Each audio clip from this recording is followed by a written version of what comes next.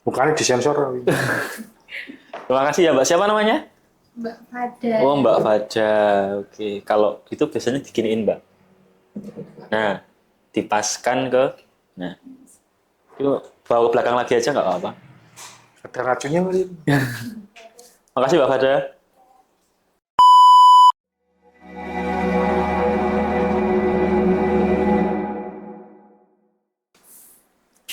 Halo, selamat datang di Bincang Silo. Kali ini kita akan membahas tentang topik yang sedang hangat dibicarakan di berita nasional bersama dengan Mas Nur ya. Oke, kita akan membahas tentang eh, Pak RK, yang dimana beliau tersandung dugaan perselingkuhan dengan sosok wanita yang berinisial LM.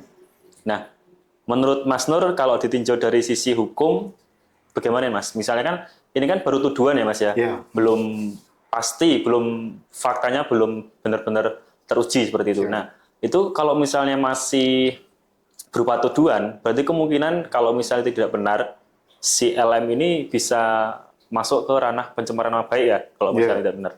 Nah, Menurut, sekarang yang menjadi masalah gini, saya potong Mas. Yang disampaikan oleh si LM ini, ya, dia itu kalau menurut jenengan, itu Ya. masih kategori tuduhan atau bukan? itu masih tuduhan sih Mas. Tuduhan kan? Iya. Artinya gini, tidak pernah dinilai secara faktual di hadapan hakim atau secara yuridis bahwa bukti yang disampaikan oleh si LM ini itu secara autentifikasi dia sah secara hukum. Kan gitu. Ya. Jadi, iya kalau menurut saya, ya apa yang disampaikan oleh si LM ini sebenarnya masih dalam kategori ujaran kebencian, Mas. Ya. Sehingga itu melanggar ketentuan dalam Undang-Undang ITE sebenarnya. Kenapa? Karena secara yuridis normatif sendiri, apa yang telah disampaikan atau apa yang dituntut oleh si LM tersebut, Ya. itu sebenarnya sudah ada bagaimana cara normatifnya. Ya. Yaitu apa? Melalui putusan atau melalui gugatan secara keperdataan atau penetapan secara keperdataan di pengadilan negeri. Ya. Iya kan? Ya. Ketika dia ada mekanisme seperti itu, kok dia tidak menyampaikan atau tidak menempuh jalur tersebut, itu kan malah menjadi suatu tanda tanya sendiri. Ya. Bagi kami sebagai orang hukum ya, bukan saya karena saya membela Pak RK enggak gitu. Ya. Tapi apa yang disampaikan oleh si LM tersebut sebenarnya itu malah berdampak secara hukum sendiri bagi yang bersangkutan. Kalau mau ya sebenarnya dari Pak RK sendiri lapor aja tentang Ya. pasal 27 misalnya atau 28 misalnya Undang-Undang ITE misalnya. Itu pun sudah jelas kok buktinya banyak gitu kan. Ya. Gitu. Itu satu karena tuduhan kan gitu. Nah yang kedua Mas, kalau toh memang dari pihak LM itu meminta untuk tes DNA, sekarang pertanyaannya adalah apakah tes DNA yang dilakukan oleh si yang bersangkutan baik Pak RK dengan Mbak LM misalnya Bu LM itu apakah dapat diakui keberadaannya secara hukum? Apakah itu terus ketika tes DNA itu bisa membuktikan bahwa itu oke, secara faktual itu adalah anak biologis yang bersangkutan. Iya. Tetapi karena itu di luar dari lembaga peradilan, Tidak apakah itu dapat dinyatakan dijustifikasi sebagai memang benar anaknya yang bersangkutan? Ya kan? Ya. Karena memang di Indonesia sendiri buat kasus seperti ini itu kan nggak cuma sekali kan, nggak cuma ini gitu loh Mas. Iya. Dulu ada putusan Majid Syah Muchtar gitu kan. Terus kemarin siapa itu, mohon maaf, suaminya artis Citra Oh, iya. Kirana gitu Ya. kan. Reski siapa? Reski Aditya Reski ya, Aditya, sama Wendy dan sebagainya itu Iya. kan. Itu kan pernah melakukan hal yang sama dan itu ditetapkan oleh pengadilan gitu loh. Ya. Nah, ketika beda halnya ketika nanti si LM itu sudah punya dasar nih berdasarkan penetapan pengadilan, saya menyatakan bahwa anak yang lahir pada tanggal segini dan sekarang usianya adalah 4 tahun itu adalah Anak, sah ya. anak secara biologis antara saya dengan Pak RK. Silahkan Ya. kalau itu. Itu ada dasarnya ya. Ada Mas, ya? dasarnya, silahkan kalau kamu bicara masalah itu.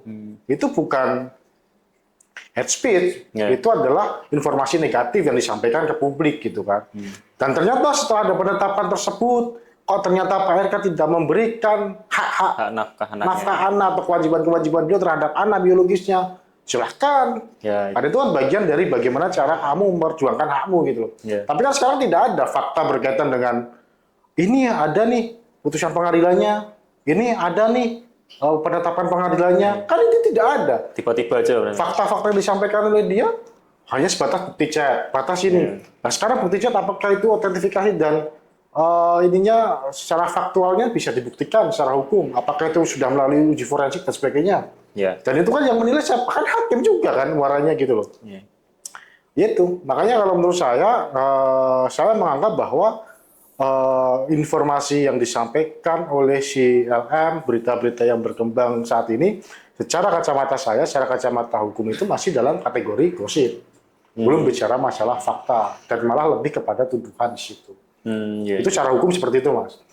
Tapi di satu sisi ya memang reputasi yang bersangkutan itu juga Nah, bermasalah gitu kan. Bermasalahnya. Karena memang ini menjadi tanda tanya juga publik, menunggu juga nih upayanya Iya. Pak RK seperti apa nih. Kalau Pak RK kok sampai tidak melakukan upaya hukum misalnya, atau cuma diem aja misalnya, otomatis kan publik bertanya nih, ada ya, apa di sini? Ada apa? Apa yang telah terjadi sebenarnya seperti itu. Karena yang disampaikan oleh si LM itu sangat runtut gitu loh, sangat runtut. Kapan lahirnya, pada waktu apa dan sebagainya itu. Nah itu kan kalau misalnya memang ada bukti dan fakta di situ ya, itu kan sangat kuat untuk ditetapkan di pengadilan gitu. Iya. Kenapa kok tidak melakukan upaya itu? Kan tinggal melakukan upaya itu aja toh. Iya. Sedangkan Pak RK sebagai pihak termohon kan untuk itu kan. Iya. Benar kan tinggal seperti itu, Mas. Tapi kalau menurut saya memang agak kurang tepat apa yang disampaikan oleh si LM dengan posting di media sosial dan sebagainya itu, menurut saya memang itu terlalu dini lah, terlalu dini ya. Kalau menurut saya kan kacamata hukum ya, gitu kurang tepat karena ya orang nanggapnya bahwa itu bagian dari flexing kan, darinya kan, bagian dari ada semacam asumsi bahwa itu untuk menaikkan popularitas sebenarnya itu kan. Tapi ya itu kembali lagi ke masing-masing dan itu juga mungkin yang bersangkutan juga tidak bisa disalahkan juga secara utuh kan, karena memang mungkin itu bagian dari rasa kekecewaan yang bersangkutan terhadap RK misalnya kalau memang itu benar-benar terjadi gitu kan, atau juga itu bagian dari bentuk perjuangan yang bersangkutan gitu. Cuman kalau menurut saya menyarankan kepada pihak LM kalau toh memang benar itu adalah bagian dari perjuangan hak asuh anak atau perjuangan hak penetapan hak asal usul anak, silahkan melakukan upaya hukum secara normatif di pengadilan melalui penetapan status asal usul anak yang dapat dibuktikan secara biologis gitu. Tinggal nanti kan pengacaranya Pak RK dengan pengacaranya si LM kan sepakat aja kalau misalnya memang nanti diminta untuk tes DNA oleh kedua belah pihak karena memang kalau nggak salah kan semuanya juga siap kan. Tinggal tulis aja nanti biar tidak ada keberatan. Karena apa? Tes DNA kan butuh sampel masing-masing kan. Kan nggak mungkin kalau anak cuma tes DNA sama LM ya kan. Enggak kan? Yang menjadi masalah kan anak dengan si RK dan anak dengan si LM kan. Sehingga nilainya kan autentifikasinya kan di situ. Rantai DNA-nya kan nanti ini. Nah kalau misalnya nanti udah ditetapkan dan hakim membutuhkan bukti DNA, ternyata Pak RK tidak memenuhi itu, nah itu kan menjadi masalah di situ kan. Betul. Karena beban pembuktian itu nanti ketika persidangan itu menjadi beban pembuktiannya si Mbak LM untuk membuktikan apakah anak itu memang asal usulnya dari Pak RK. Karena kan yang memohon nanti Mbak LM kan. Nah itu kan tinggal sepakat aja. Oke, kalau kamu berani tes DNA, gue sepakat tes DNA. Nanti ketika saya ajukan gugatan di pengadilan, saya minta untuk tes DNA sesuai dengan perintah majelis hakim seperti itu. Selesai masalah itu. Menurut saya kan itu kan tidak usah rame-rame kanan kiri terlalu heboh. Kita lagi fokus dan antara misalnya gitu kan. Dengan kasus ini kita semakin carut marut lah, masalah pajak aja belum selesai kan. Nah, sehingga orang itu kan akhirnya berasumsi kemana-mana. Ini pengalihan isu kebijakan pemerintah lah, ini apalah gitu kan. Padahal mekanisme itu kan simpel dan hukum itu sudah mengatur bagaimana penyelesaian masalah terhadap masalah yang sedang dialami oleh Pak RK dan PLN gitu. Nah, makanya tidaklah kita bicara masalah secara hukum yang dewasa. Silahkan ajukan gugatan atau penetapan hak status asal usul anak di pengadilan. Karena tahun 2012 pun Masjid Muchtar sudah pernah melakukan itu kan, dan itu sudah ditetapkan dan menjadi argumentasi dan dasar bagaimana seseorang itu dapat menetapkan anak di luar kawin disah secara biologis kan gitu. Nah itu kan sama toh kondisinya gitu kan. kemarin kasus yang baru juga 2020-an itu, yang Iya. tadi artis itu juga Yang sama juga kan ya, gitu. iya, iya. Itu kan sama gitu kan, putusan pengadilannya juga bisa diakses gitu kan. Kenapa kok harus seperti itu gitu loh? Ya. Makanya kan ini kadang-kadang ya saya secara hukum juga sebenarnya iya menyesalkan gitu kan terjadi ini, soalnya gaduh juga kan akhirnya yang seharusnya tidak terjadi kan akhirnya terjadi seperti itu. Nah menurut saya itulah, tinggal nanti komunikasi antara pengacaranya siapa namanya Pak RK dengan pengacaranya Mbak LM, udah negosiasi aja, sepakat mekanisme apa yang mau dijalankan untuk pembuktian biar terang masalah ini, sepakat gitu. Ya itu kan justru untuk melihat apakah para pihak ini gentle atau tidak kan. Iya. Kalau satu nggak sepakat kan berarti takut kan gitu. Iya. Nah siapa yang nanti memastikan? Jadi ada pihak ketiga, baik istrinya Pak RK maupun orang-orang keluarganya si LM. Iya. Gitu. Seperti itu mas. Ya. Nah kalau tidak dilakukan itu dan tidak dibuktikan secara sah, ya si LM malah nanti kena kasus itu. Karena yang disampaikan sekarang kan masih tuduhan, Ya. bukan secara fakta hukum kan seperti itu. Ya. Kalau Mas, misalnya kita tinjau dari sisi politis, ya kan? Ini kan Pak RK ini kan beliau mau mencalonkan gubernur DKI atau capres gitu ya Mas misalnya. Nah ini kan dari pemberitaan ini itu kan reputasinya dipertaruhkan. Iya. Kalau misalnya ini menurut saya sih Mas, kalau misalnya dari tuduhan yang dilemparkan oleh LM itu Pak RK mengambil sikap, mungkin masyarakat akan masih percaya dengan Pak RK. Iya, iya Tapi betul. di sini Pak RK tetap posisinya dia tidak mengambil sikap untuk menantang tes DNA ya. Ya memang kan kalau menurut saya kan dari pengacaranya Pak RK itu kalau tidak salah dia juga menunggu kan sebenarnya. Menunggu, ya? Saya akan melakukan prosedur hukum kan sebenarnya Iya. itu. Nah menunggu itu kan apakah memang itu penolakan tes DNA atau memang dia menolak untuk tes DNA gitu kan. Karena kalau misalnya memang prosedur hukum sebenarnya tes DNA itu bukan bagian dari prosedur hukum mas. Ya. Karena prosedur hukum yang dilakukan di sini kan melakukan gugatan pengadilan kan. Ya, sebagai alat bukti aja, ya. Sedangkan tes DNA itu kan adalah upaya yang dilakukan oleh para pihak untuk membuktikan di hadapan hakim kan Betul, sebenarnya gitu. ya. Itu aja sebenarnya. Ya.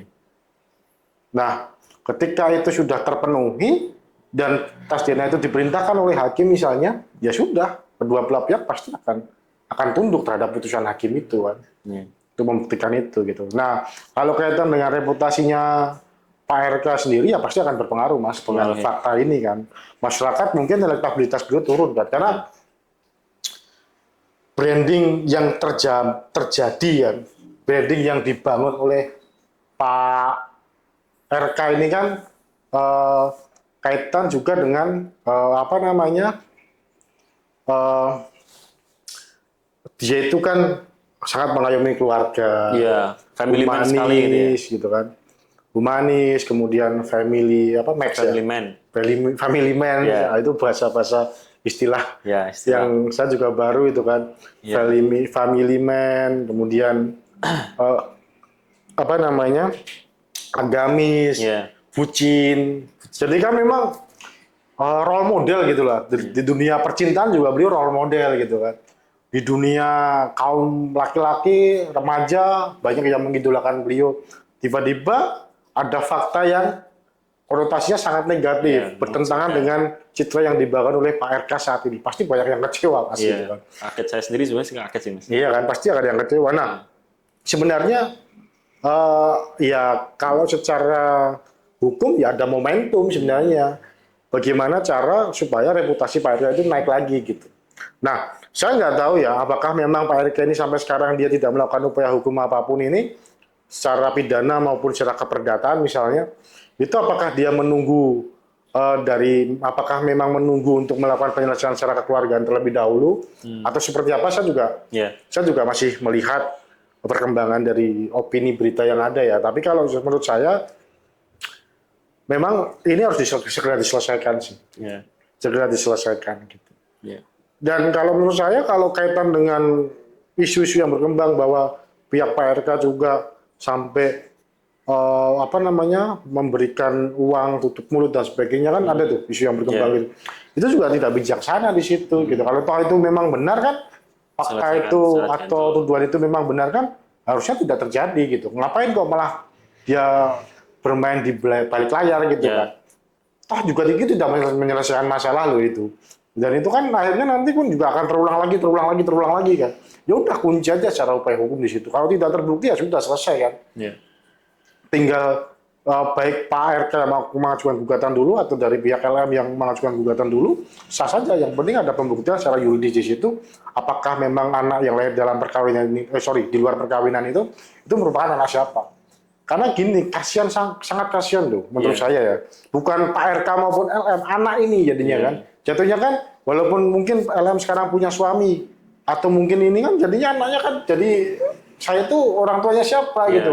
Walaupun ternyata tidak terbukti ya, ternyata memang ini tuduhan ya. Ternyata itu anaknya si laki-laki, bukan Pak RK gitu. Kan jadinya anak ini jadi tertuduh, jadi anak yang, mohon maaf, yang lahir di luar perkawinan kan. Yang jadi korban mesti anaknya mas. Jadi ini harus disudahi karena korbannya itu bukan yang paling nanti berdampak itu bukan si orang tuanya, tapi anak ini kepanjang secara kedepannya itu pasti punya dampak juga secara psikis ya anak ini. Dan kasihan juga gitu loh. Kasihan ya. Menurut saya itu sih.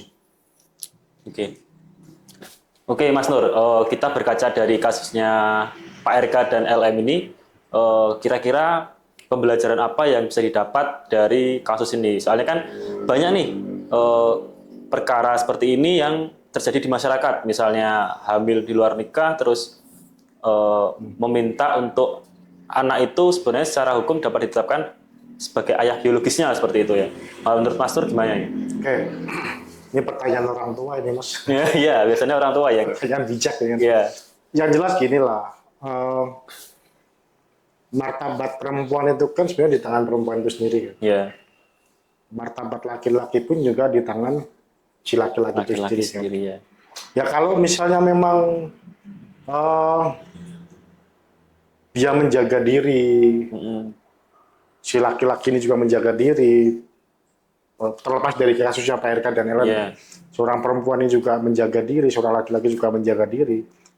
Dia kaitan juga dengan pergaulan itu juga terjaga dan sebagainya, tahan terhadap godaan, agamanya kuat. Saya kira untuk permasalahan-permasalahan ini dapat dihindari di situ. Satu, yang kedua, ketika terjadi hubungan di luar kawin itu mas, ini yang paling banyak dirugikan pasti si perempuan mas. Karena yang menanggung derita anak itu pasti si perempuan. Laki-laki bisa kabur kemana saja kan. Betul. Setelah terjadi peristiwa satu hari satu malam gitu kan, apa peristiwa yang ada di lagi dangdut itu kan, cinta satu malam gitu kan, Cinta satu malam atau cinta 3 hari 2 malam gitu kan, itu laki-laki bisa aja kabur loh mas. Cuman masalahnya kan kalau memang itu terjadi kan Pak RK ini public figure kan, nggak mau nyari. Kalau nggak bukan public figure kan, jadi korbannya siapa? Perempuan kan. Perempuan pertama dicap masyarakat sebagai wanita yang nggak benar. Yang kedua, anak itu juga dicap sebagai anak lahir dari hubungan gelap. Kan sampai akhir hayat tuh anak itu kena dampaknya. Nah yang ketiga, masalah finansial. Anak itu masalah nafkahnya seperti apa? Akhirnya si perempuan itu banting tulang mencukupi kebutuhan gitu. Ya itu jaga pergaulan sebenarnya. Dan regulasi pemerintah juga harus jelas masalah itu. Makanya kan di dalam RKUHP yang baru ini kalau tidak salah masalah perzinahannya sangat detail diatur. Gitu. Nah, teman-teman nanti bacalah di dalam undang-undang KUHP yang baru yang insya Allah tahun 2026 ini diundangkan itu sudah cukup gitu. Karena memang kalau di dalam Islam jinayah gitu kan perzinahan ini kan sebenarnya kejahatan generasi mas. Kejahatan yang dia tidak hanya dialami oleh si pezina, tetapi sampai ke generasinya yang mendapatkan derita itu. Makanya kan hukumannya sangat berat, itu rajam kalau tidak salah itu. Betul. Dibunuh kan untuk menghapus dosanya itu loh, perzinahan itu. Karena memang itu kejahatan generasi gitu. Bukan dia beda dengan mencuri, dia beda dengan penganiayaan, dia kisos dan sebagainya kan beda kan. Tapi kalau itu kan langsung dirajam kan. Makanya begitu berat juga masalah perzinahan itu. Satu dua yang ketiga berkaitan dengan ketika ada upaya hukum atau ternyata terjadi hal seperti ini dan itu memang di luar kendali kita gitu kan. Ya namanya orang salah lah. Pasti dia punya kekhilafan seperti itu. Lakukan secara hukum. Jangan melalui Media sosial. media-media yang memang itu menjadi perhatian publik di situ. Karena apa? Selain itu ada dampak sendiri secara hukum yang menyerang kita gitu. Betul. Kalau dia sudah melakukan upaya hukum, ternyata punya dasar, silahkan. Ya. Punya dasar, kamu kok tidak bisa melakukan penegakan tidak bisa menjalankan itu, tidak bisa melakukan upaya ini, silahkan tegur aja secara itu. Ya. Ibarat orang kan penegakan hukum kan harus melalui somasi lah, melalui klarifikasi lah, melalui macam-macam kan, seperti itu. Jadi silakan melakukan, kalau you punya dasar secara normatif melalui penetapan pengadilan tadi, silahkan sampaikan secara publik, gak ada masalah. Karena saya menegakkan hak saya untuk kaitan dengan ini sudah saya tetapkan secara pengadilan bahwa yang bersangkutan ini memang tidak menjalankan kewajiban sebagai seorang ayah biologis misalnya. Ya. Silakan, tapi itu dengan catatan hanya sebatas untuk untuk menegakkan atau untuk memperjuangkan hak saja. Tidak ada tendensi manapun gitu. Yeah. Karena tujuannya kan di situ. Ketika dia memang mendeklarasikan bahwa ini adalah tujuannya adalah untuk menegakkan hak anak itu, maka ya sudah, dia jalannya secara untuk menegakkan hak anak gitu. Tidak usah memojokkan pihak manapun, tidak usah menyerang pribadi dan sebagainya. Itu aja. Jadi ada 3 poin tadi Mas, kita sampaikan. Baik, seperti itu ya teman-teman, pembicaraan kita mengenai kasus yang sedang dialami oleh Pak RK. Dan dari Mas Nur juga banyak pembelajaran yang disampaikan. Baik, cukup sekian. Semoga bermanfaat. Sampai jumpa di video selanjutnya. Bye-bye.